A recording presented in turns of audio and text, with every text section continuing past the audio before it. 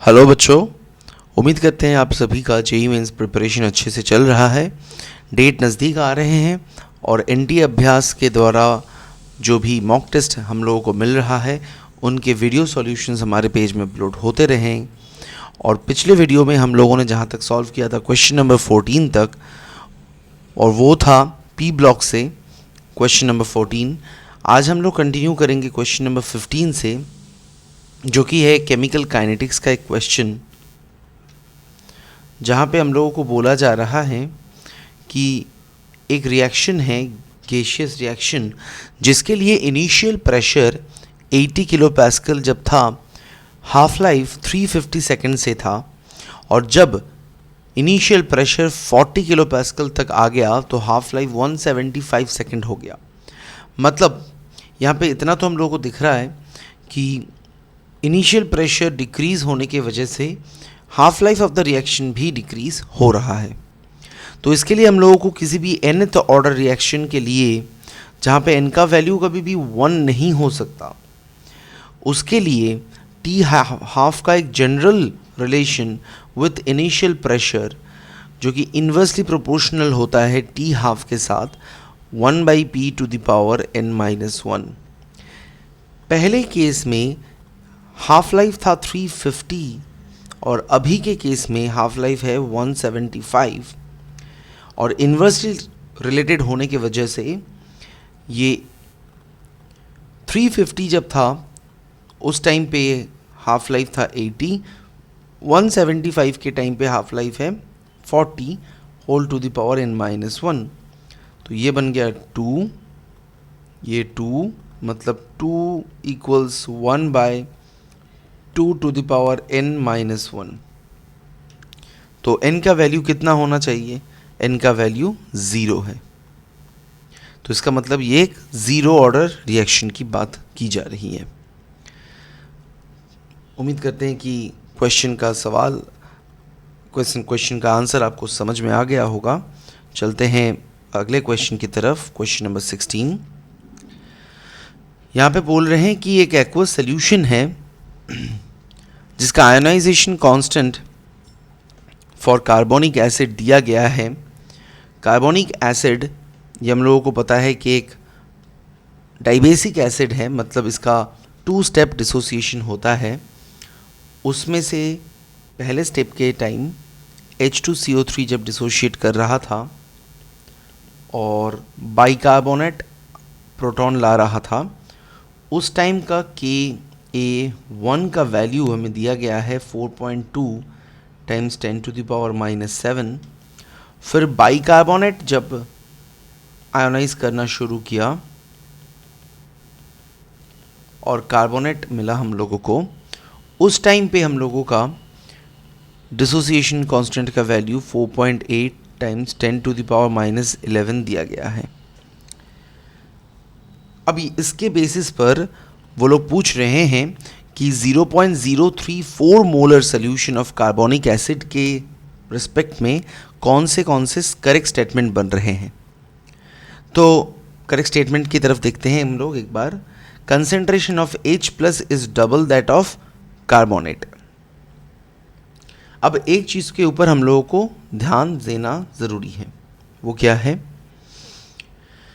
पहला जो स्टेप था उसके कंपैरिजन में, जिसका डिसोसिएशन कांस्टेंट 10⁻⁻7 है, उसके कंपैरिजन में सेकेंड स्टेप, जिसका डिसोसिएशन कांस्टेंट 10⁻⁻11 ऑर्डर में आ रहा है, तो लगभग मान के चल सकते हैं कि पहला वाला स्टेप पिछले वाले स्टेप के कंपैरिजन में 10,000 टाइम्स मोर रैपिड है, ज़्यादा डिसोसिएशन हो रहा है पहले वाले स्टेप से as compare to the second step by 10,000 times.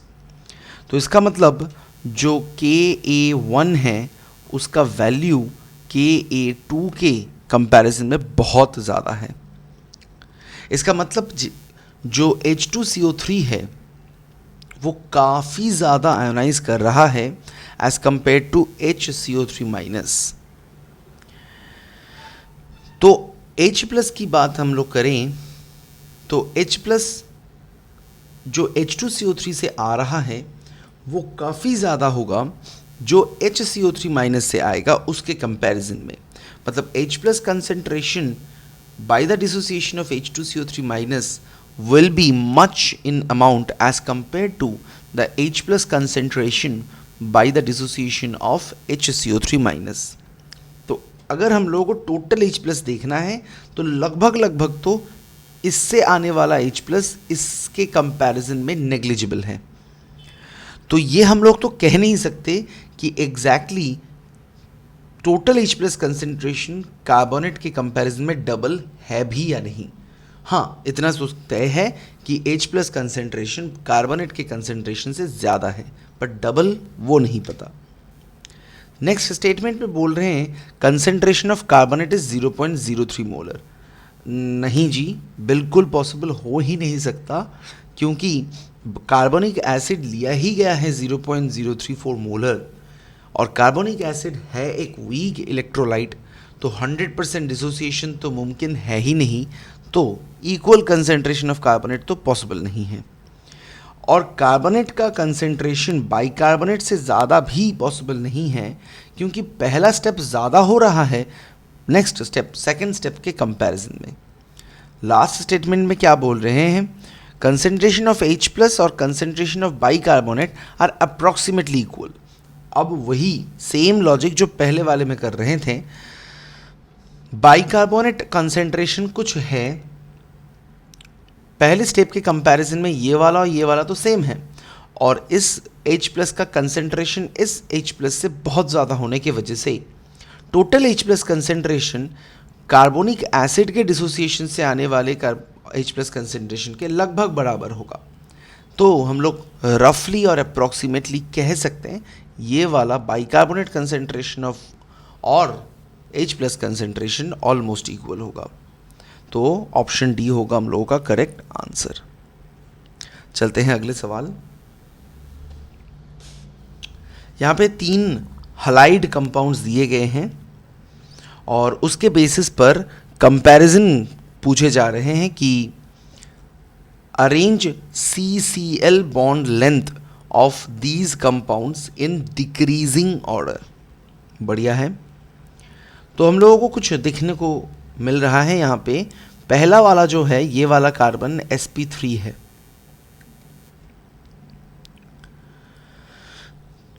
दूसरे वाले में ये वाला कार्बन sp2 है, तीसरे वाले में भी बेंजीन के साथ है, क्लोरोबेंजीन है हमारा कंपाउंड, तो अल्फा कार्बन जो है वो भी sp2 ही है। लेकिन अगर हम लोग ध्यान दें तो रेजोनेंस की प्रोबेबिलिटी सबसे ज़्यादा जहाँ पे होगी वहाँ पे बॉन्ड लेंथ ऑटोमेटिकली कम होगा, क्योंकि रेजोनेंस के वजह से डबल बॉन्ड कैरेक्टर इंक्रीज करता है। डबल बॉन्ड कैरेक्टर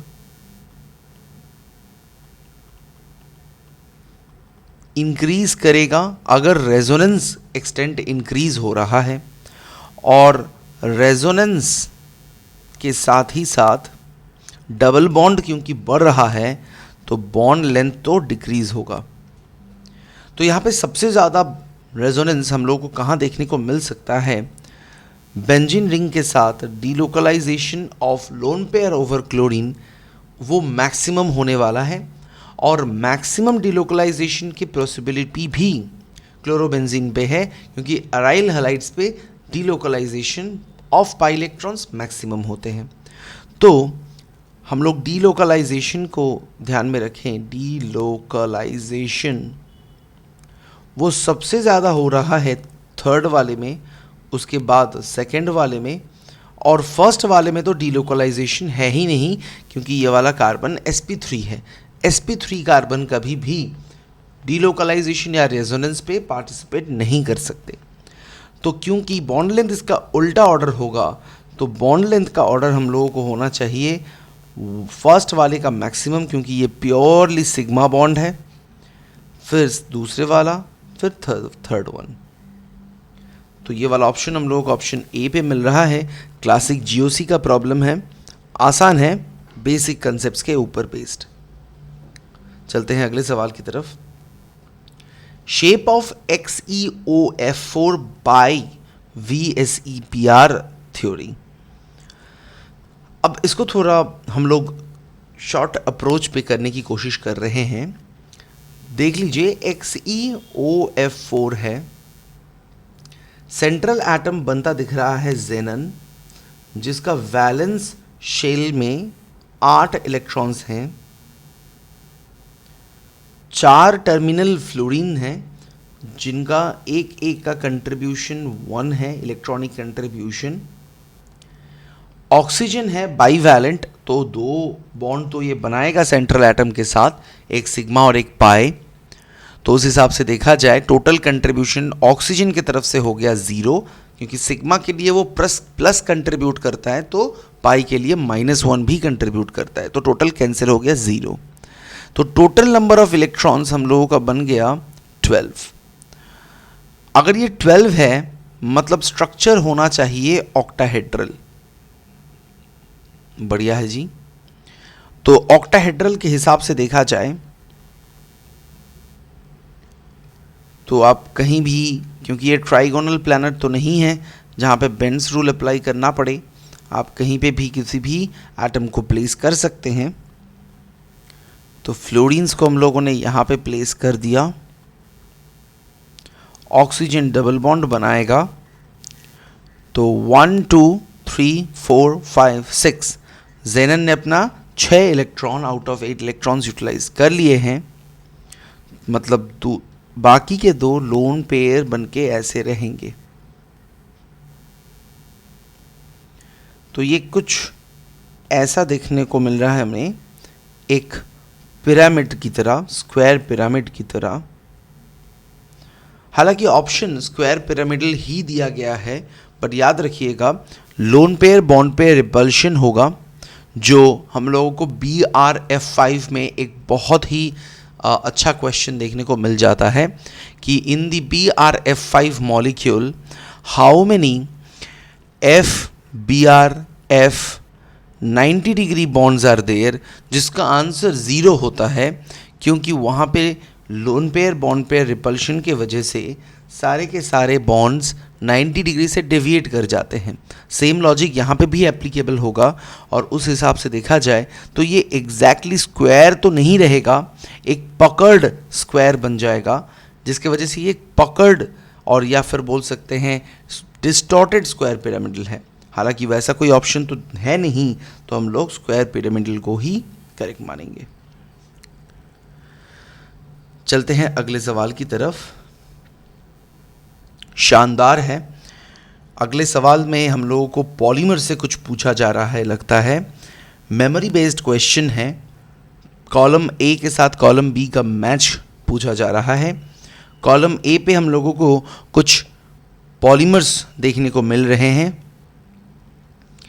और कॉलम बी में उससे रिलेटेड कुछ यूज़ हैं, मेन यूजेस जो कॉलम बी में हैं, और उसको मैच करना है। प्योरली मेमोरी बेस्ड क्वेश्चन ही है।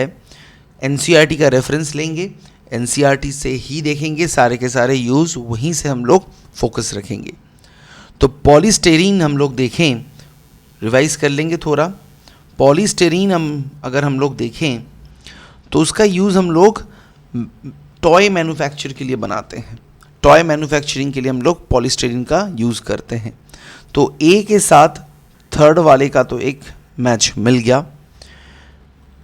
एक बार हम लोग ऑप्शंस की तरफ देख लेंगे, तो ए के साथ थर्ड का मैच हम लोगों को ऑप्शन ए और ऑप्शन डी में दिख रहा है, तो बी और सी तो बिल्कुल नहीं है। अब थर्ड और ए में देखें तो डिफरेंशिएट हो जाएगा, बी को अगर हम लोग मैच कर लें, दोनों में अलग अलग ऑप्शन है, तो बी का मैच क्या होगा, ग्लिप्टल। तो ग्लिप्टल का यूज़ कहाँ पे होता है, पेंट्स में होते हैं, पेंट में हम लोग ग्लिप्टल यूज़ करते हैं। तो बी के साथ फर्स्ट का मैच हम लोगों को मिल गया। बाकी दो अगर हम लोग नहीं भी जानते होंगे फिर भी कर लेंगे, चलिए फिर भी ध्यान दे देते हैं। पॉलीविनाइल क्लोराइड रेनकोट्स में तो यूज़ होता ही है, और बैकेलाइट क्योंकि एक हार्ड सब्सटेंस है तो वो हम लोग कंप्यूटर डिस्क बनाने के लिए भी यूज़ करते हैं।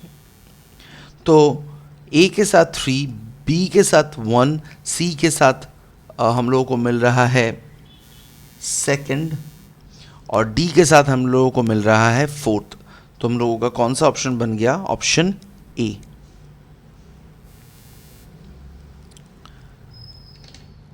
चलते हैं अगले सवाल की तरफ। बढ़िया है।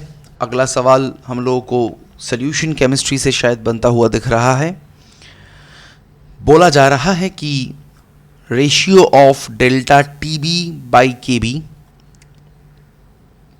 मतलब हम लोगों को कुछ कॉलिगेटिव प्रॉपर्टी से क्वेश्चन पूछा जा रहा है। जेई मेंस कॉलिगेटिव प्रॉपर्टी से क्वेश्चन ज़रूर पूछता है। Of 10 grams of AB2 and 14 grams of A2B पर 100 grams of solvent in their respective solution, मतलब एक ही सोल्यूशन नहीं है, अलग अलग सोल्यूशन है। बढ़िया है। AB2 और A2B both are non electrolytes, ये तो और भी शानदार है, इज 1 मोल पर kg in both the cases, hence atomic weight of A and B are respectively. शानदार है क्वेश्चन। नॉन इलेक्ट्रोलाइट है मतलब कोई आयोनिक डिसोसिएशन की ज़रूरत नहीं है, यहाँ पे किसी भी किस्म का वैन हॉफ फैक्टर इंट्रोड्यूस नहीं होगा, आई का यहाँ पे कोई काम नहीं है। इतना तो राहत हम लोगों को मिल गया। अब हम लोगों को याद रखना पड़ेगा, जो कि आसान है कॉलिगेटिव प्रॉपर्टी में, कि एलिवेशन ऑफ बॉइलिंग पॉइंट का हम लोगों को क्या एक्सप्रेशन मिलता है? Delta TB is equals to KB, ebullioscopic constant multiply हो रहा है mass of solute divided molar mass of solute times 1000 divided molar mass of, हम लोगों को सॉल्वेंट का लेना पड़ेगा।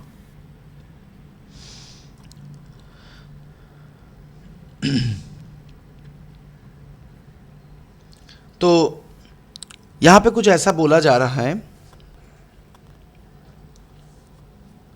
कि सॉल्वेंट अगर हम लोग ध्यान पे दें, solvent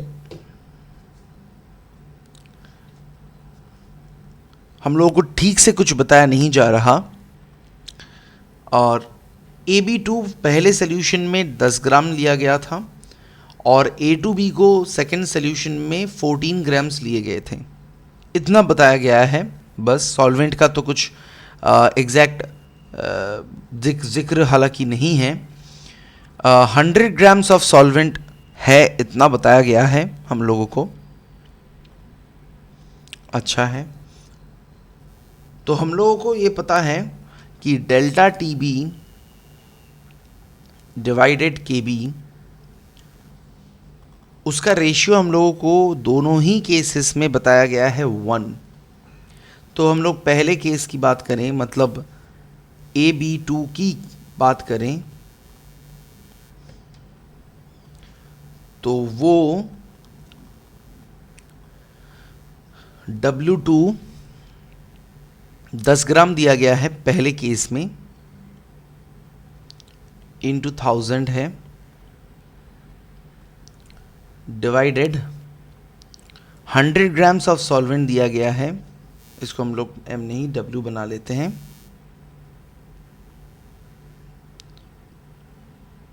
mass of the solvent W1 कर लेते हैं इसको। 100 grams of solvent both the cases में बताया गया है, और मोलर मास हम लोगों को अभी फ़िलहाल पता नहीं है, वो यहाँ से कैलकुलेट कर लेंगे। चलिए ये AB2 है, तो इसको अगर हम लोग थोड़ा कैलकुलेशन कर लेते हैं तो मोलर मास ऑफ AB2 मिल गया हमें 100।